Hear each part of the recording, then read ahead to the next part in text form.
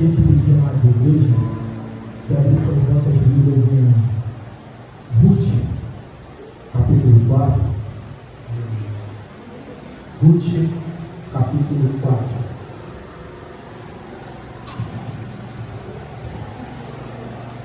Louvado seja o nome do Senhor. Graças ao Senhor é real nesse lugar hoje.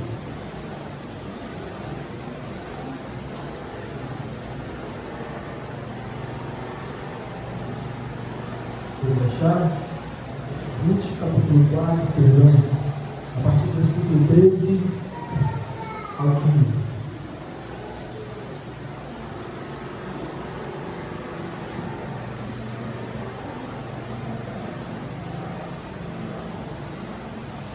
Amém?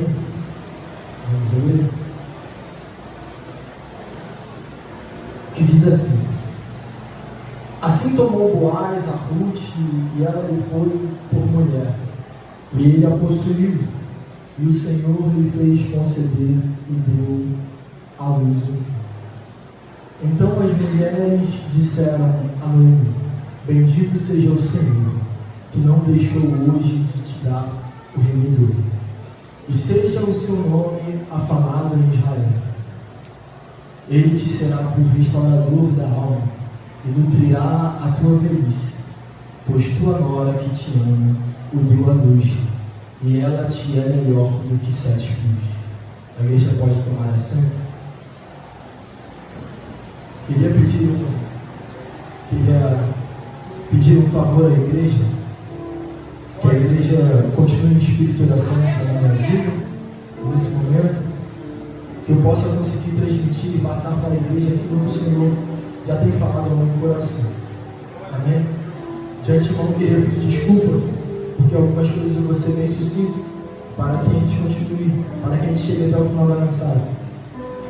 Só que, para falar dessa mensagem, a qual o Senhor colocou no meu coração, eu tinha até colocado um tema que tem por nome a graça que se manifesta. Nós vamos tratar sobre a graça que se manifesta no livro de Ruth. Nós vamos tratar sobre a cristologia no livro de Ruth. E para entender isso, eu sempre repito, mas para que as pessoas compreendam que a mensagem que geralmente eu gosto de trazer, eu gosto de deixar alguns rodapés no início dela para que durante a mensagem a igreja não se perca. E de antemão, eu queria falar para a igreja como a nação de Israel entrou na posse que o Senhor tinha prometido a Abraão. A palavra vai dizer que Abraão é casado com Sara e de repente Sara morre. E nesse momento onde Sara morre, Abraão vai se entristecer. Só que logo Abraão levanta e ele se comunica com alguns homens que têm a posse da terra. E com aqueles homens, Abraão decide, ao invés de receber pratas ou ouro, ou somente o benefício de enterrar a sua esposa naquela terra, ele faz diferente, ele decide comprar aquela terra. Então, a terra que o Senhor prometeu a Abraão por herança, ela vai ser dada nesse momento, onde Abraão ele decide comprar a terra. Entendendo isso, nós vamos para o livro de Ruth, onde entendemos que a terra já está na posse do povo e da nação de Israel. Só que existe um contexto. A palavra vai falar sobre o levirato. Levirato está em Deuteronômio, capítulo 25, do versículo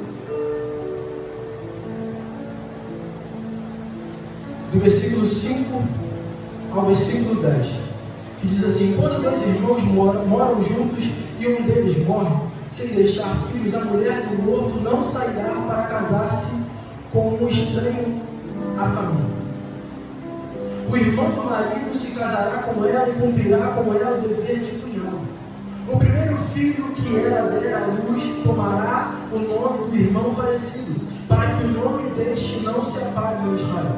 Contudo, se o cunhado recusar desposar a cunhada, esta irá aos anciões e líderes do lugar, que ficam à porta da cidade, e declarará: meu cunhado está recusando suscitar-lhe um nome para seu irmão em Israel. Não quer cumprir seu dever de cunhado para comigo. As autoridades da cidade o convocarão e conversarão com ele. Se ele persistir, alegando não desejo desposá-la, então a cunhada se aproximará dele na presença dos anciãos, tirar-lhe-á uma das sandálias dele, cuspirá em seu rosto e fará esta declaração: e precisamente isto que se faz contra um homem que não dá a seu irmão descendentes em Israel. E daquele momento em diante, toda a descendência daquele homem será conhecida em Israel como a família do descalçado. Para resumir essa parte, o que era o levirato? Levirato era quando alguns irmãos moravam juntos e em determinada situação um deles acaba morrendo sem deixar um filho. O que acontecia é que o outro que ficava tinha o direito de tomar a esposa do seu irmão e nela continuar a geração daquele que morreu. E essa geração, ela iria continuar se dando o nome do falecido. Ou seja, o irmão que ficou, quando desse o filho, a sua cunhada teria que colocar o nome do seu irmão. Só que tinha um porém, ele tinha a opção de recusar. E tendo essa opção de recusar, essa mulher também tinha o direito de chegar aos anciões, aos juízes e falar: ele recusou. Ele me recusou como mulher, ele me recusou e recusou a descendência do seu irmão. Então ela tinha por direito chegar e tirar as sandálias daquele homem e falar que a partir daquele momento o nome da geração daquele homem se chamaria o descalçado. E por que eu tenho que trazer isso para a igreja? Eu tenho que trazer isso para a igreja porque o que vai acontecer aqui envolve muito a lei do levirato. E não só para ficar no Antigo Testamento, mas no Novo Testamento, alguns saduceus vão virar para Jesus e vão falar: Senhor, deixa eu te fazer uma pergunta. Tendo 7 irmãos, um deles morre e não deixa filho, então o outro assume. Esse também morre e não deixa filho, então o outro assume, até o 7º irmão. Só que ocorre algo, aquela mulher também morre. Então a pergunta que eu quero te fazer é assim: quando chegar aos céus, quem será o marido dessa mulher?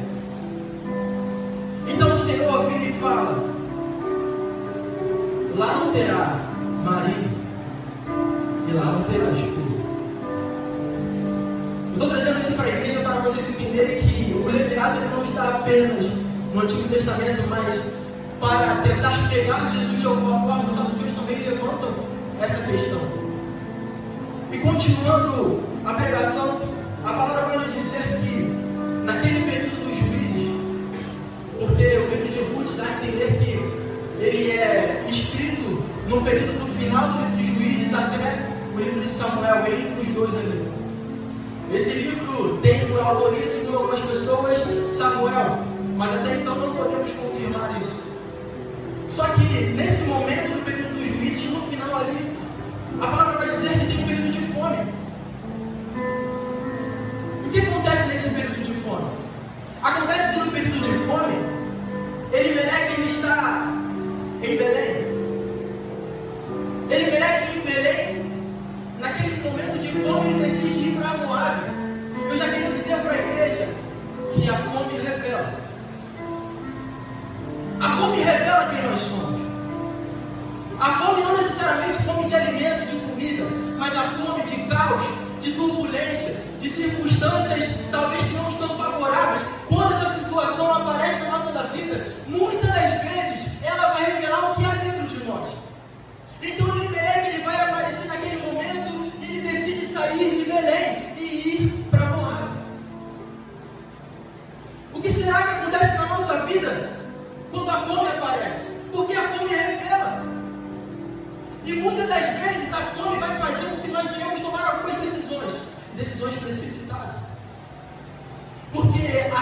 circunstância, quando aperta, nós vamos ver na vida de Jó. A fome, o caos, se instalou na vida de Jó, só que naquele momento revelou quem era Jó. Jó vai dizer do qual eu vim, do qual voltarei. Bendito seja o nome do Senhor. A mulher vai ficar, mas você é louco. Você é louco, ele tirou tudo de você. A fome revela quem é Jó, mas a fome também revela quem é a esposa de Jó. A fome vai revelar Paulo e Silas na cadeia. Naquele momento onde talvez eu e você estaríamos murmurando e criticando e falando, eu estou aqui por conta do Senhor, mas Paulo vai virar para Silas e Silas vai virar para Paulo. Ei, vamos fazer o seguinte, enquanto eu oro, você clama. Enquanto eu clamo, você ora. Você vai pregando, você vai falando, exaltando o nome do Senhor enquanto eu estou de joelho dobrado. E a palavra do Senhor vai dizer que as cadeias daquele lugar se quebram e se despedaçam. Porque nesses momentos nós somos revelados. Nesses momentos a fome, a circunstância vai mostrar quem nós somos. E quem nós somos. Quem nós somos mediante essa situação. Porque ele vai sair de Belém e ele vai para Moab.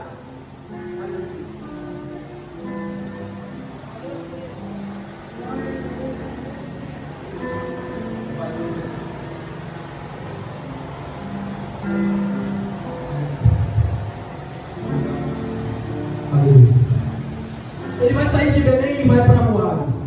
Só que acho que, como todos aqui sabem, Belém é a terra do pão. Então ele sai da terra do pão e ele vai para a terra da carne. Eu vou dizer de novo, ele sai da terra do pão e ele vai para a terra da carne, sendo que Paulo vai dizer, a inclinação para a carne gera morte. A inclinação da carne gera morte. Às vezes em um momento de fome, às vezes em um momento turbulento, nós tomamos decisões precipitadas.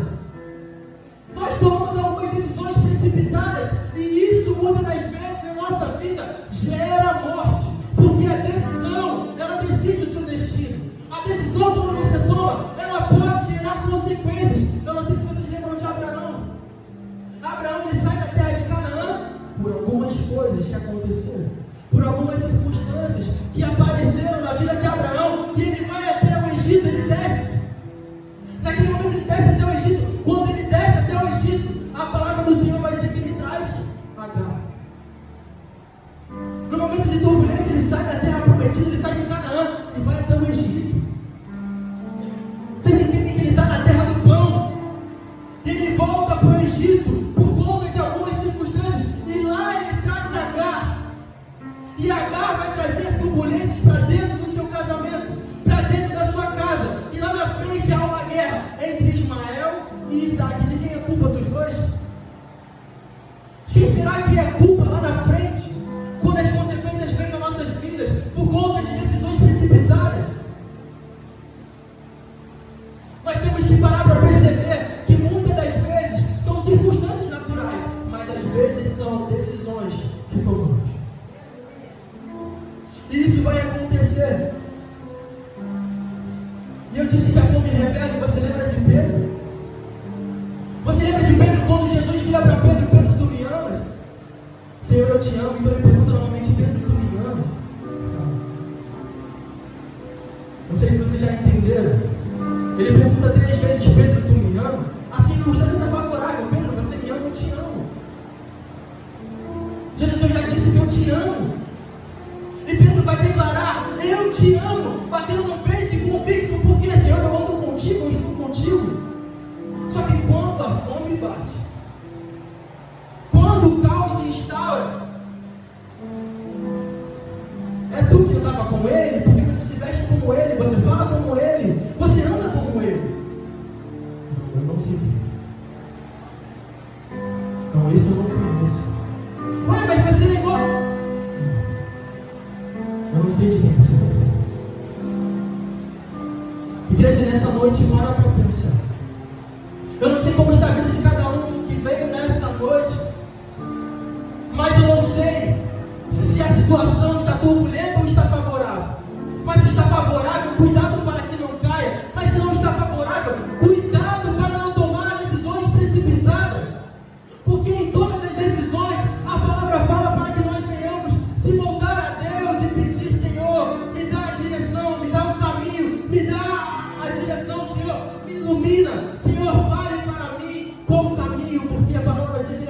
caminho, Ele é a verdade e Ele é a vida.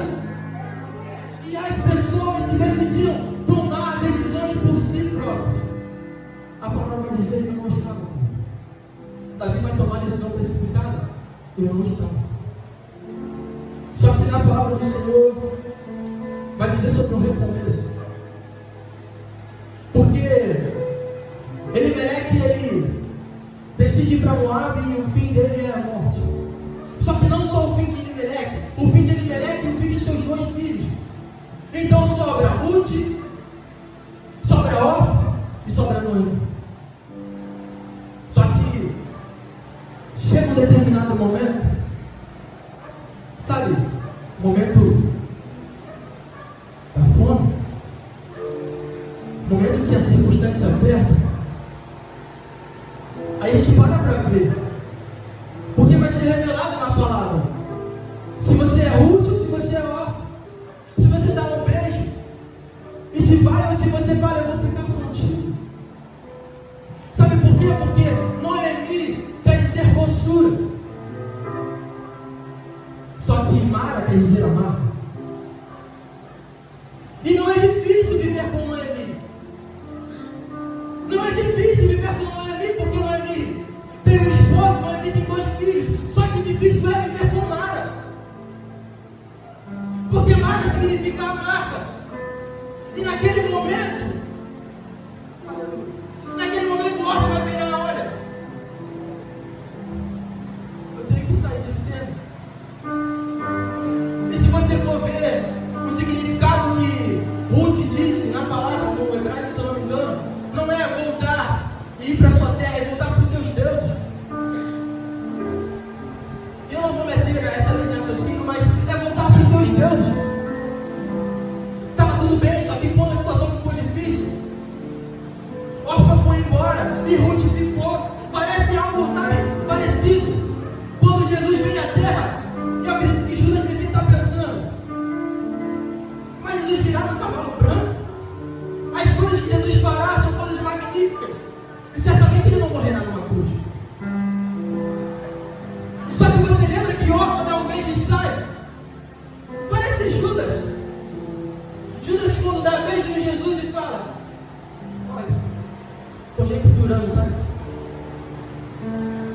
As coisas apertaram. Você está indo para a cruz. Você mesmo disse que era necessário ir para a cruz. Só que ele vai embora. Só que tem alguém que fica até o final. Para quem gosta de Bíblia vai entender que tem alguém que fica até o final. E Orfa é parecida com Judas, mas Ruth é parecida com João. Ruth é parecida com João porque no momento onde era Noemi, Judas estava, mas no momento onde era Mara, na crucificação, onde todos viraram as costas para Jesus, João falou: eis-me aqui, eu estou aqui, Jesus, até o fim, até a sua morte eu estou aqui, Senhor. E quem está com Jesus nesse momento? Você está com Jesus até o fim? Ou quando as coisas apertarem, quando as coisas ficarem difíceis, assim como acontece em outros lugares, onde falam, ou você nega ou você morre. Você é Ruth ou você é Orfa? Você é Judas ou você é João? Porque é necessário reconhecer que muitas das vezes somos como Pedro.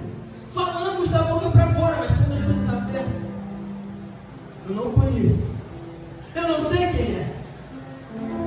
Igreja, é necessário o recomeço. É necessário o recomeço por quê? Porque o filho pródigo ele sai achando que ele está na casa do pão, ele está em Belém. Só que ele decide ir para Moabe, ele decide ir para a terra da carne. E quando ele decide sair, passa fome. E quando passa fome, o que acontece? A fome revela. A fome revela o que revelou para ele. Ora, mas na casa do meu pai tinha pão, mas não tinha pão apenas para o filho. Os servos do meu pai comiam melhor do que eu estou comendo agora. Porque as decisões podem gerar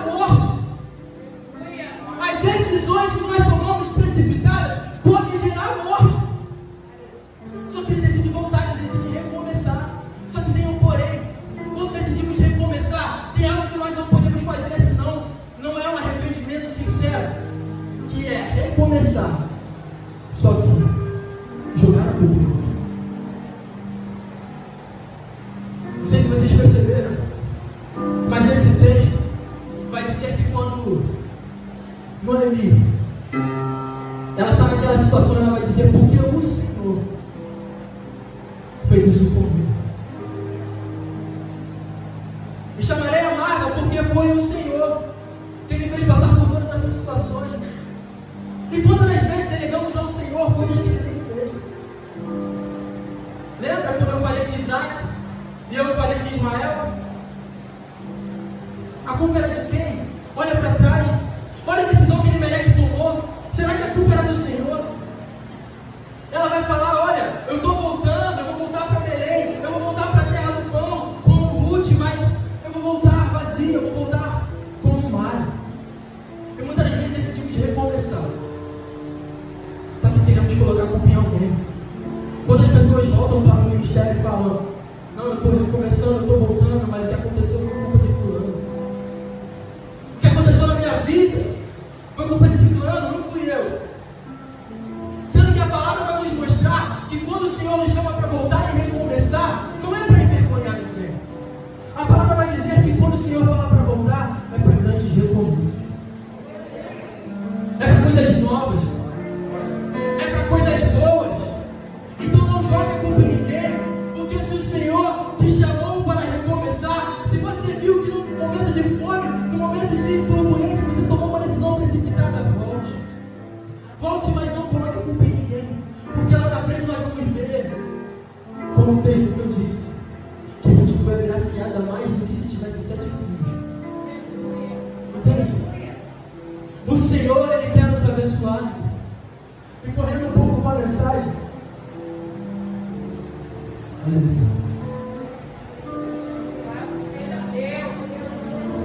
Acredito que no caminho Noemi vai contando para Ruth, olha, segundo a tradição, segundo o Pentateuco,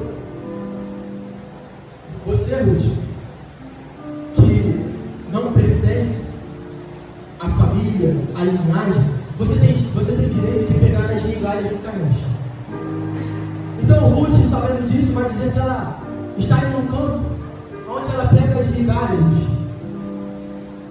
Isso parece, sabe, a Bíblia é muito linda. Parece uma mulher que chega para Jesus e pede algo. E Jesus vai virar, porventura eu posso tirar dos filhos para dar para os filhos. Parece uma palavra dura, mas os gregos chamavam os judeus de cães, os cães e vice-versa. Era um costume deles se chamarem. Então Jesus usa um trocadilho naquele momento. Porventura eu posso tirar dos filhos para dar para os cães? Sabe o que acontece? Aquela mulher vai falar assim, mas eu me contento. Eu me contento com as migalhas de carne, sabe por quê? Porque eu sou como Ruth. Senhor, eu sou como aquela Ruth que não tinha direito. Eu não tinha direito, mas o Boaz me achou. Ele me achou e ele falou, você é agraciado, e o Senhor te abençoou. O Senhor nos achou e falou, você é agraciado. Eu estou abrindo uma oportunidade nesse momento para te dar a salvação. Eu estou abrindo, igreja, dizendo o Senhor, dizendo, eu estou abrindo uma oportunidade para que vocês sejam salvos. Nós não tínhamos direito, mas o Senhor nos fez como Ruth. Ele nos achou naquele canto e falando, olha, esse aqui, olha a fé desse homem. Ele nem é judeu. E ele vai vendo como os gentios se portavam perante o Senhor e ele nos deu uma oportunidade. Acelerando novamente um pouco a mensagem. Aleluia. Louvado seja Deus. Nós vamos ver que nessa história aparece Boaz. Boaz nesse campo era o dono daquele lugar. Só que o dono daquele lugar ele acha Ruth. E por achar Ruth, ele vai falar que ela é agraciada. E Boaz, segundo a linhagem, ele era um parente remidor de Ruth. Ele é um parente remidor porque ele era da linhagem de Elimelec. E ele tinha direito por tomar Ruth. Só que vocês lembram da lei do Levirado? Ele também tinha a decisão de não aceitar Ruth. Só que se ele tivesse essa decisão de não aceitar Ruth, a palavra vai dizer que ela teria que tirar essas sandálias, cuspir em seu seria a casa da expansão. A igreja vai começar a entender ainda mais o que eu estou querendo dizer nessa noite, porque eu falei que ia falar sobre o nosso Cristo no livro de Ruth. E Cristo é o nosso remedor. Cristo é aquele que apareceu e falou: eu vou tomar vocês por mim. Eu vou cuidar de vocês. Eu vou fazer de vocês coisas novas e vocês irão morar comigo. Cristo é o nosso remedor. Cristo é aquele que morreu por nós naquela cruz. Cristo é aquele que fez e realizou aquele sacrifício que ninguém poderia ter feito. Cristo é aquele que pagou pelo meu e pelos seus pecados. Aleluia. Cristo é aquele que fez com que nós tivéssemos a oportunidade de estar aqui nesse lugar, adorando ao Santo dos Santos, ao Rei dos Reis, e Senhor dos Senhores, por cima da glória, toda a honra e todo o louvor. Seja dado o nome do Senhor. Louvado seja Deus. Ele é o nosso remidor, ele é o parente direto de Adão.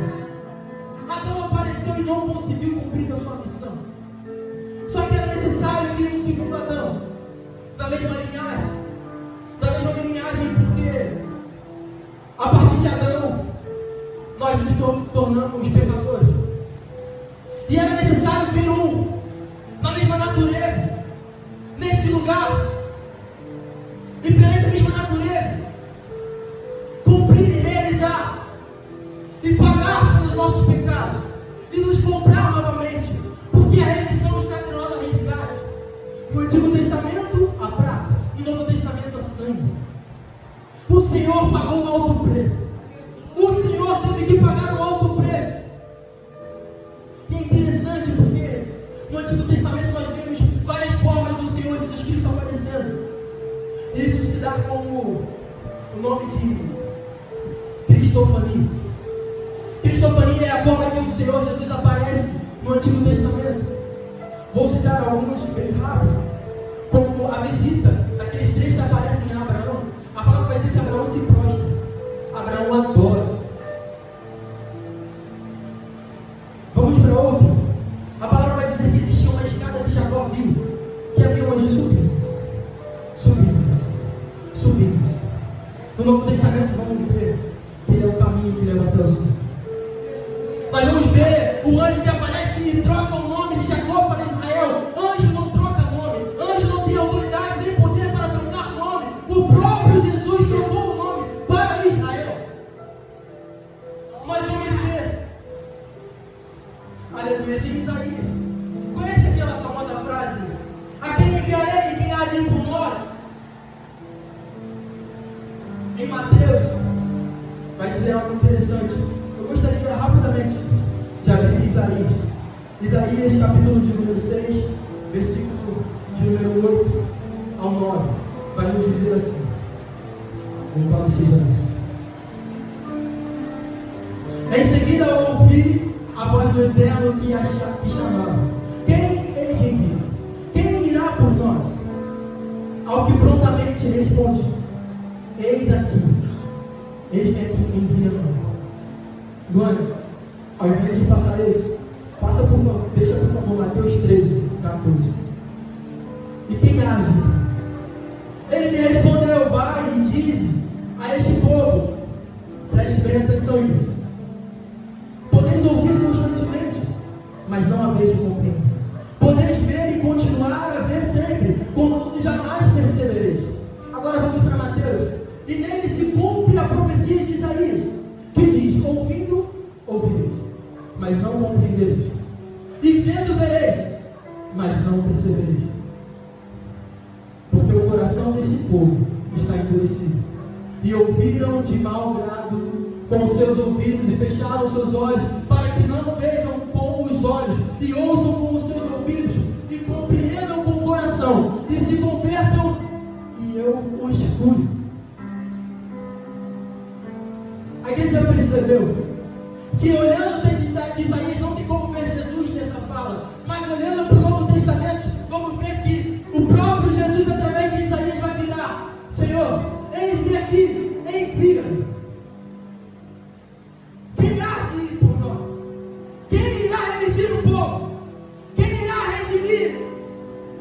meu povo? Quem irá fazer o sacrifício? Quem irá ir por nós? Aleluia.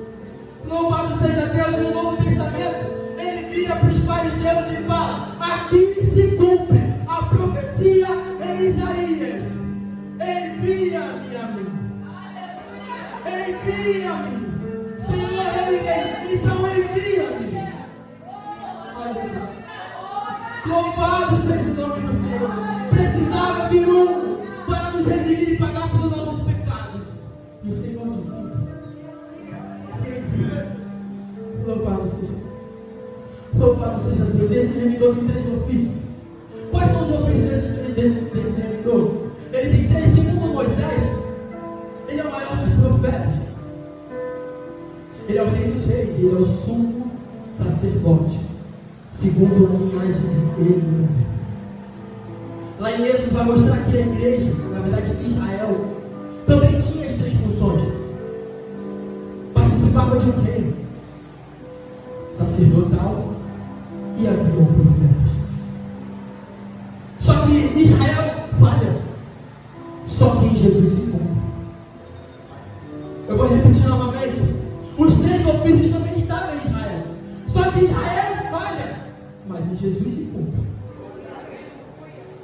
Aleluia. O Senhor dá uma direção ao povo de Israel. Olha, siga a minha direção. E a palavra vai falar que eles fizeram o que era mal aos olhos do Senhor. Então o Senhor levanta outro. E eles fizeram o que era mal aos olhos do Senhor. Então o Senhor levanta outro. Então de repente o Senhor fala: aqui, quem há de ir por nós? Aleluia.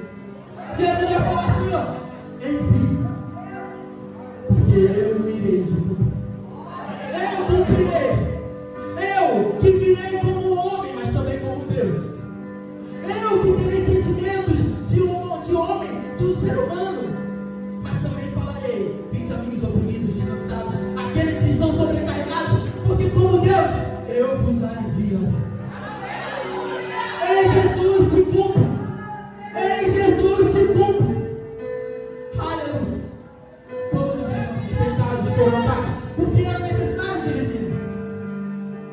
E por que ele é o nosso remidor? Ele é o nosso remidor porque só ele salva. Porque só ele tem poder. Porque não existiu e existirá um homem que não tenha pecado, a não ser o Senhor Jesus Cristo. Não havia outro como ele, e nunca haverá. A palavra fala que ele é o rei dos reis, o Senhor dos senhores. A palavra vai falar que ele é o rei dos reis, ele é o nosso Senhor, ele é galardoador.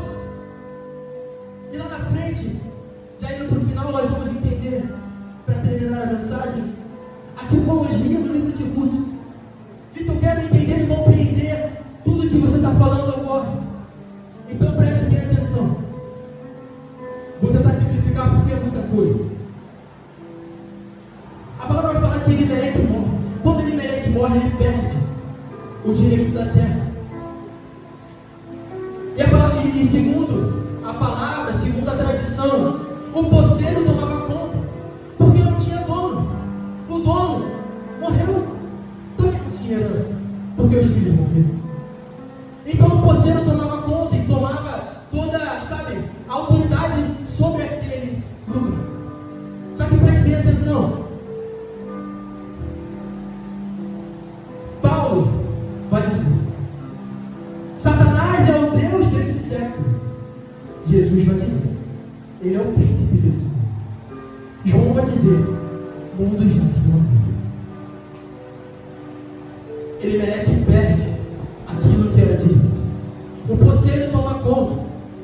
Só que também vamos entender que o poceiro ele não vai ficar e não pode ficar com a posse para sempre. Então haverá uma situação e um momento aonde se levantará um para tomar a terra de volta. Entenda, haverá um que se levantará para tomar a terra de volta. Ele volta e quem encontra? Ruth Boaz. E Boaz era da linhagem de quem? Elimelec. Jesus é da linhagem de quem? Ele é Levi. Só que Jesus é levado em espírito. Então ele fala: para que vieste, para que me trouxeste aqui? Satanás vira.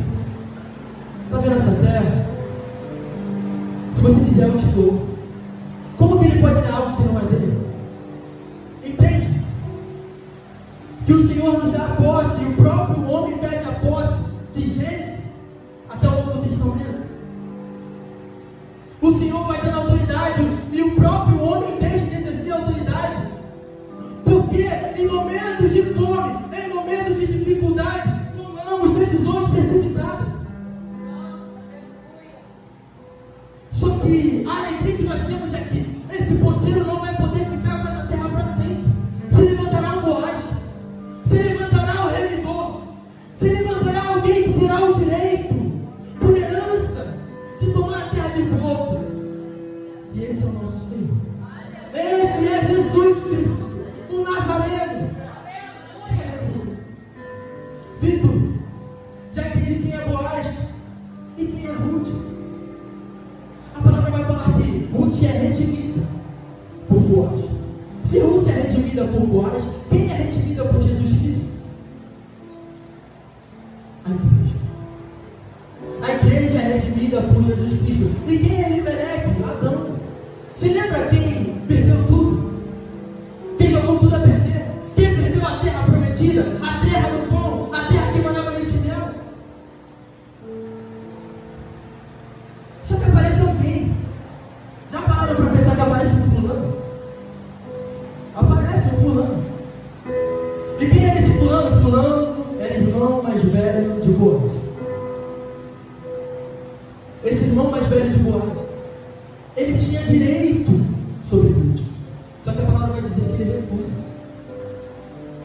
Segundo o Talmud, vai dizer que esse já tinha uma esposa. Aleluia. Segundo o Talmud, tem alguém que tem direito, mas recusa. Por que recusa? Recusa porque já tinha uma esposa. E quem é esse fulano? O fulano é o próprio Deus. Como assim? Deus, ele tem uma esposa, ele se chama Israel. Só que Israel rejeita. Só que o nosso Deus é um Deus misericordioso. É um Deus que Oséias vai falar que essa mulher, ela virou as costas para o seu marido. Ela se prostituiu. E esse esposo chamou de pai. Então fulano vai dizer: eu não posso. Não é que eu não quero, é porque eu já sou casado. Só que então quem vai redimir Ruth? A palavra vai falar que Boaz aparece e fala: então eu vou redimir. Então eu vou redimir Ruth. Então eu vou pegar Ruth e tomar ele como minha esposa. Então eu serei o redimidor. Então eu serei aquele que vai pegar Ruth e dar novamente dignidade. Jesus fez isso conosco. A igreja está feliz por isso. Está feliz por isso, porque a palavra vai falar: vim para os meus, mas os meus me rejeitaram, porém todo aquele que nele crê. Porém todo aquele que confessa e declara que Jesus é Deus. Esse terá um lugar no céu. Esse terá direito. E nós temos direito, porque Jesus nos alcançou. Nós temos direito, igreja. Nós temos direito. Nós precisamos carregar isso. Acho que isso é um sinal. Nós precisamos carregar isso. Por que precisamos carregar isso? Precisamos carregar isso porque muitas das vezes a igreja, ela se retrai, falando porque o Senhor veio para os judeus, o Senhor veio para Israel, mas esquece que Jesus veio para nós. Ele também nos alcançou, Ele também nos viu, Ele também nos enxergou. E esse Deus nos deu uma nova oportunidade. Aleluia! Esse Deus nos deu uma nova oportunidade. Aleluia! Porque acho que vou tentar apenas finalizar, concluir, mas é porque falar do Senhor não tem fim. A palavra vai dizer que então eles vão se casar, sabe? E para se casar, o noivo tinha que vir colocar a prata em cima da mesa. Ele trazia consigo um vinho e uma escritura, sabe? Você lembra de Jesus? Você lembra de Jesus aonde ele cumpriu e selou o seu casamento? Ele veio e bateu a porta e falou: eis que bato a porta. E nós abrimos. Então o Senhor decide pagar um preço. O preço do sangue. Toda vez que nós falamos o cálice, nós lembramos do sacrifício daquela vida. Só que vive a Escritura. Porque a terra ainda está com o poceiro. Lembra daquele que está com a posse? Ora, se Jesus se casou, por que ele ainda está com a posse? Porque a tradição vai dizer que se, mesmo com a Escritura, o poceiro continuar na terra, aquele que era o remidor, aquele que tinha direito, que tinha a Escritura, ele tem que chegar até o juiz e falar: olha, aqui está, essa igreja, esse povo é meu, e não vai ter poceiro que vai ficar na terra, não vai ter ninguém que vai impedir que eu case com essa igreja e tome por posse essa terra novamente, porque a palavra vai dizer em Salmos que a terra é do Senhor. A terra é do Senhor. Então, Jesus morre. E nessa morte do Senhor Jesus Cristo, ele vai passar 40 dias com os discípulos. E por passar 40 dias com os discípulos, de repente João, numa ilha de Patmos, vai ver, isso é muito lindo, vai ver um trono, vai ver os 7 espíritos. Só que ele vê um livro, e esse livro vai dizer que João chora. Por que João chora? João chora porque ele ouve dizer assim: olha, não há ninguém que seja digno de abrir o livro e desatar o Senhor. Aleluia. Aleluia. Não há ninguém que é digno de redimir esse povo. Então João chora. Ele chora. Só que também vai dizer que, segundo alguns textos que não dá tempo de ler, aqueles 7 espíritos é referente ao Espírito Santo. No capítulo 4, os 7 espíritos estão com Jesus, com o Senhor Deus no trono. Só que no capítulo 5 o Espírito Santo desce. E lá em Daniel vai dizer que Daniel também tem uma visão. E essa visão, Daniel vai ver alguém sobre as nuvens sendo recebido por anjos. E ele vê o segundo trono. Ele vê o segundo trono. Esse segundo trono que ele vê,